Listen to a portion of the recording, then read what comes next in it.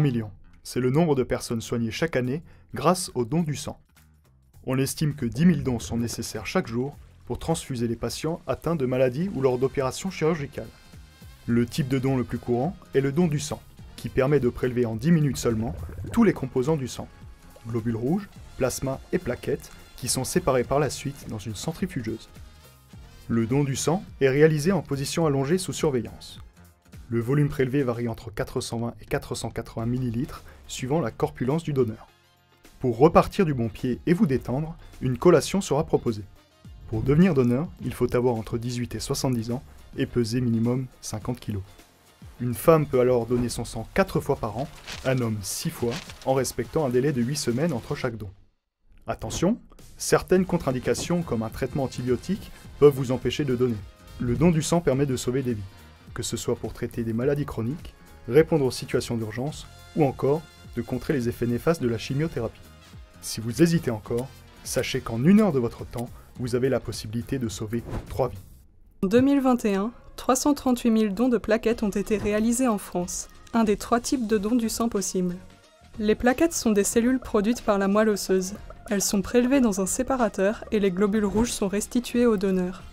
Pendant 45 à 90 minutes, entre 450 et 650 ml de plasma sont prélevés, soit environ 500 milliards de plaquettes. Pour devenir donneur, il faut avoir entre 18 et 65 ans, peser minimum 55 kg et avoir un taux de plaquettes suffisamment élevé. On peut donner ces plaquettes jusqu'à 12 fois par an, tout en respectant un délai de 4 semaines entre chaque don. Attention, certaines contre-indications comme des tatouages ou piercings de moins de 4 mois peuvent vous empêcher de donner. Le don de plaquettes est indispensable pour les personnes qui n'en produisent pas assez. Au total, 500 dons seraient chaque jour nécessaires. Il est donc important de renouveler régulièrement les stocks, d'autant plus qu'une poche de dons ne se conserve que 7 jours. Le plasma est la partie liquide du sang dans laquelle circulent les cellules sanguines. Le don de plasma sert donc à restaurer le volume sanguin, fabriquer des médicaments ou encore à soigner les personnes atteintes de déficits immunitaires. Lors de ce don, seul le plasma est extrait, les autres composants du sang sont restitués au donneur.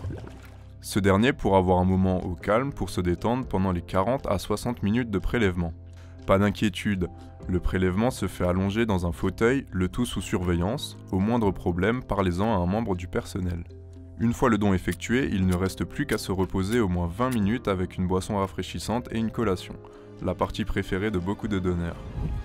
Pour devenir donneur, il faut avoir entre 18 et 65 ans et peser minimum 55 kg.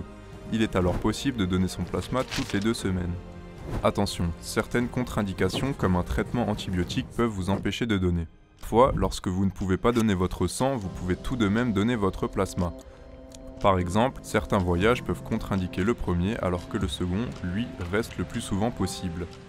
Le don de plasma est moins fatigant car les globules rouges présents dans votre sang, qui sont plus longs à recréer par votre organisme, vous sont restitués, alors que le plasma, qui est composé à 90% d'eau, lui se régénère très vite, il suffit de bien s'hydrater avant et après le don.